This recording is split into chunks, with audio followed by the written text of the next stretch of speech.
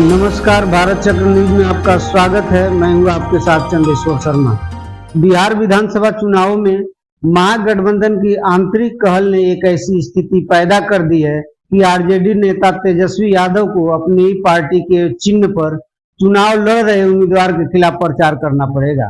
दरभंगा जिले के गौड़ा बलराम विधानसभा सीट पर ऐसी लड़ाई की स्थिति महागठबंधन के सीट बंटवारे के उलझनों के कारण बनी हुई है।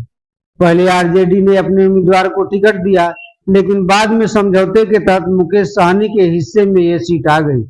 अब आरजेडी उम्मीदवार भी पीछे हटने को तैयार नहीं है। महागठबंधन में सीट बंटवारे पर सहमति बनाने में देरी हुई। इससे पहले आरजेडी ने गौड़ा बलराम से अपने वरिष्ठ नेता अफजल अली खान को टिकट दे दिया था। पार्टी ने उन्हें आधिकारिक दस्तावेज और लालटेन चिन्ह सौंप दिया। खुशी से चहकते अफजल ने अपने क्षेत्र पहुंचकर प्रचार शुरू करने की तैयारी कर ली, लेकिन इसी दौरान आरजेडी और मुकेश सहनी की वीआईपी के बीच अंतिम समझौता हो गया।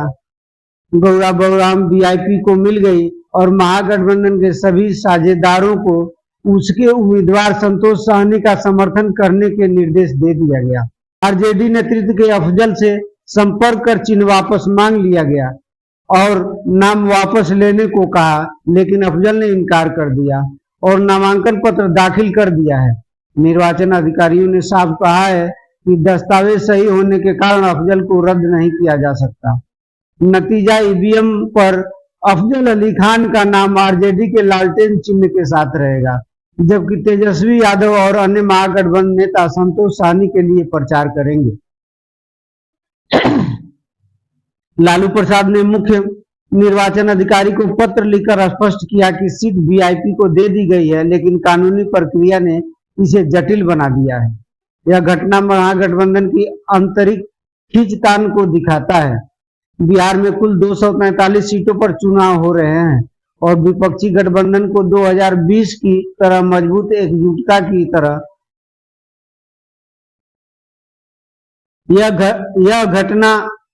यह घटना महागठबंधन की आंतरिक खींचतान को दिखाता है। बिहार में कुल 243 सीटों पर चुनाव हो रहे हैं और विपक्षी गठबंधन को 2020 की तरह मजबूत एकजुटता की जरूरत है, लेकिन सीट बंटवारे पर विवाद के कारण कई सीटों पर फ्रेंडली फाइट हो रही है। गौड़ा बलराम के अलावा वैशाली, लालगंज, बछवाड़ा, रोसेरा, राजापाकर, बिहार शरीफ जैसी सीटों पर भी आरजेडी, कांग्रेस या अन्य साझेदार आमने सामने हैं। जानकारों का मानना है कि वीआईपी जैसे छोटे दलों की महत्वाकांक्षा के बीच को उलझा दिया है। गौड़ा बलराम विधानसभा क्षेत्र का इतिहास एनडीए के पक्ष में रहा है। 2010 और 2015 में जेडीयू ने यहां जीत हासिल की। 2020 में वीआईपी के स्वर्ण सिंह विजयी हुए, लेकिन बाद में भी वे बीजेपी में शामिल हो गए। अब सीट पर बीजेपी का दावा मजबूत है और महागठबंधन की यह गलती वोटों का बंटवारा कर सकती है। यह आरजेडी बनाम आरजेडी की स्थिति वोटरों में असमंजस पैदा कर रही है। ग्रामीण क्षेत्रों में जहां जागरूकता कम है, कई मतदाता लालटेन चिन्ह देखकर अफजल को ही वोट दे सकते हैं, जिससे संतोष सहनी के वोट बट सकते हैं। राजनीतिक विश्लेषक कहते हैं कि इससे महागठबंधन को 10 से 15% वोटों का नुकसान हो सकता है, जो करीबी सीटों पर हार का कारण बनेगी। बीजेपी से विपक्ष की अराजकता बताकर प्रचार तेज करेगी। तेजस्वी के लिए यह व्यक्तिगत चुनौती है। वे युवा चेहरे के रूप में बदलाव का वादा कर रहे हैं, लेकिन आंतरिक कलह उनकी छवि को धूमिल कर सकती है। गोविंदपुर सीट पर राजनीतिक उथल पुथल मच गई है। पूर्व विधायक मोहम्मद कामरान ने राष्ट्रीय जनता दल से टिकट कटने के बाद निर्दलीय नामांकन दाखिल कर दिया है।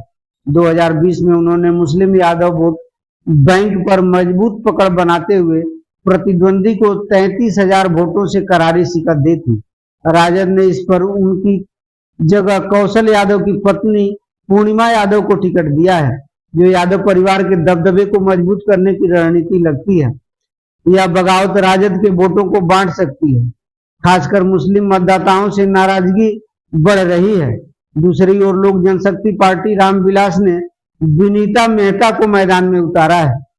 कामरान की बगावत ने राजद के लिए मुश्किल खड़ी कर दी है, क्योंकि उनका निर्दलीय उतरना मुस्लिम वोट बैंक में सेधीमारी कर सकता है स्थानीय स्तर पर उनकी लोकप्रियता और पिछले प्रदर्शन को देखते हुए यह सीट अब त्रिकोणीय मुकाबले की ओर बढ़ रही है। 11 नवंबर को होने वाला मतदान यह तय करेगा कि क्या कामरान का पुराना जादू फिर चलेगा या पार्टी लाइन और नए चेहरों को दबदबा कायम रखेगा। आज की खबरों में बस इतना ही। कल फिर मिलते हैं देश दुनिया की बड़ी खबरों के साथ। नमस्कार, जय हिंद।